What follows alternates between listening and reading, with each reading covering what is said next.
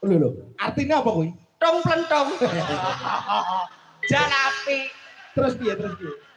Terus piye? Iso munine piye?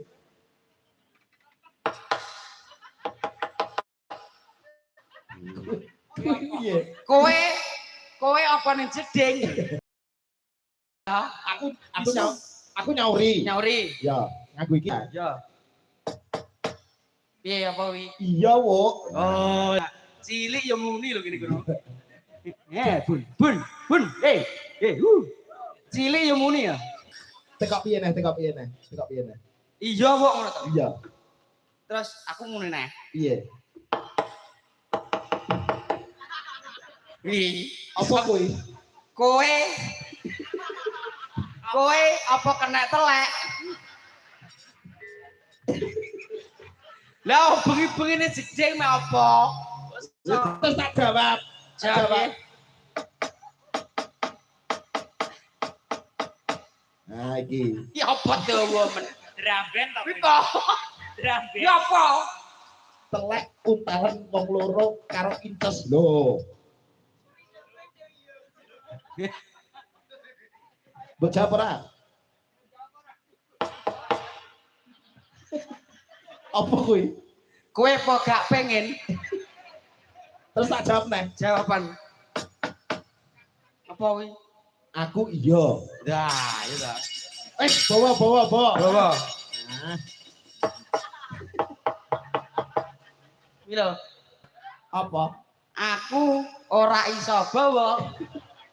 Ya apik lho piye nek kentang. Sesuk takon nukokne Dimas.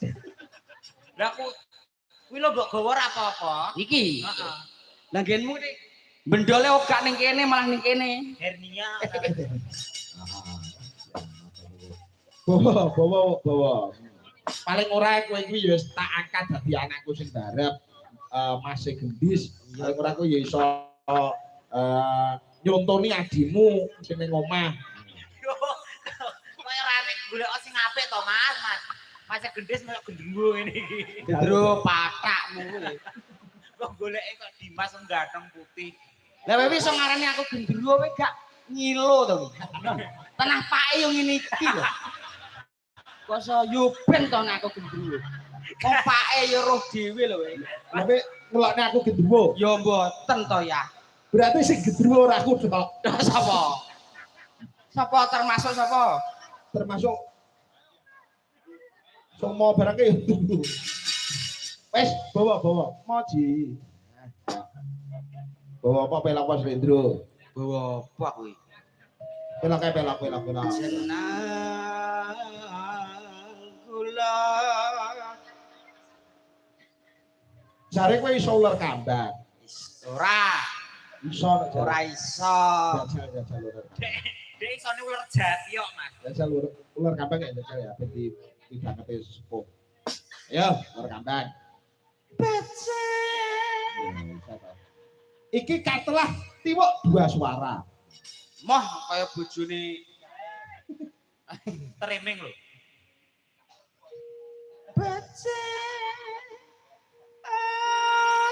apa kaya pati bener. Wong urip ning alam donya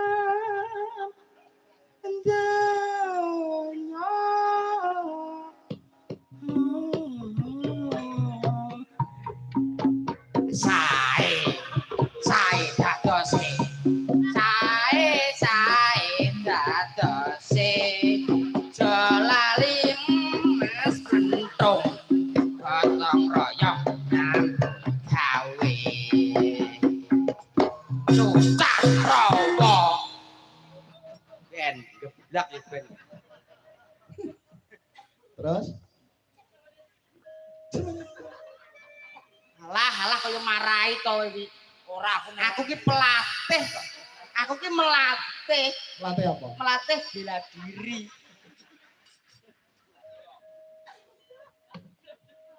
Zaman edan. Udutmu ki lho udutmu ya.